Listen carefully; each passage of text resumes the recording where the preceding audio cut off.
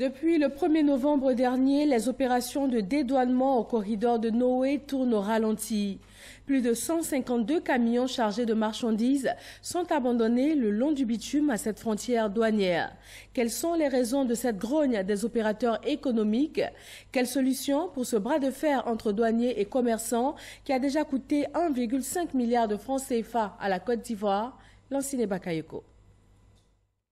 À la fin de la crise post-électorale et en raison du manque d'infrastructures dans les bureaux frontières, les douanes ivoiriennes avaient autorisé, à la demande des opérateurs économiques, une évaluation au forfait selon la taille des véhicules et la nature des marchandises passant par les bureaux frontières.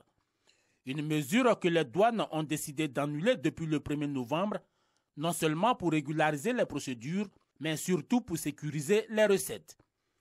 Une décision précipitée et unilatérale aux conséquences désastreuses selon les commerçants. C'est un accord depuis 2011.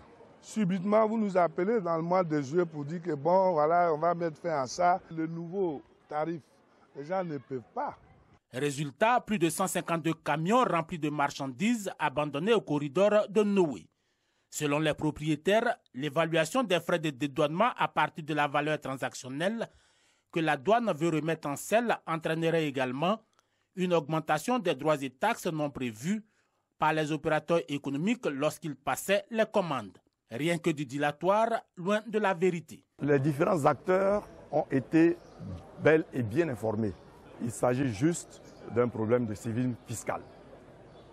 Des opérateurs qui refusent de se soumettre à la loi fiscale, à la loi douanière, et qui refusent que les marchandises soient dédouanées suivant la valeur dite transactionnelle.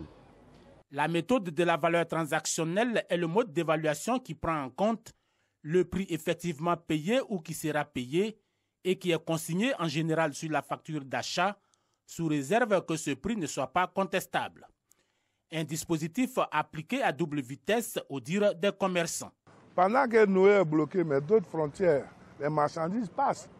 Comme Takikoro, comme Niablé. Il ne faut pas faire deux poids, deux mesures. C'est pour ça qu'il y a un blocage. Sur ce point, l'administration douanière assure que c'est tout le territoire douanier qui est concerné par la réglementation en vigueur. Qu'ils acceptent de venir dédouaner les marchandises suivant la valeur transactionnelle, laquelle valeur transactionnelle s'applique aux opérateurs qui passent par le port d'Abidjan, laquelle valeur transactionnelle s'applique aux opérateurs qui passent par l'aéroport d'Abidjan, laquelle valeur transactionnelle désormais s'appliquera à tout opérateur qui se présentera à un bureau de douane ivoirien, que ce soit Noé, que ce soit Takikoro, Niablé, Ouangolo, Pogo, Sipilou, partout où un opérateur économique se présentera au bureau des douanes, il se verra appliquer la valeur dite transactionnelle. Pour rappel, l'objectif annuel assigné au bureau de douane de Noé est de 26,6 milliards de francs CFA.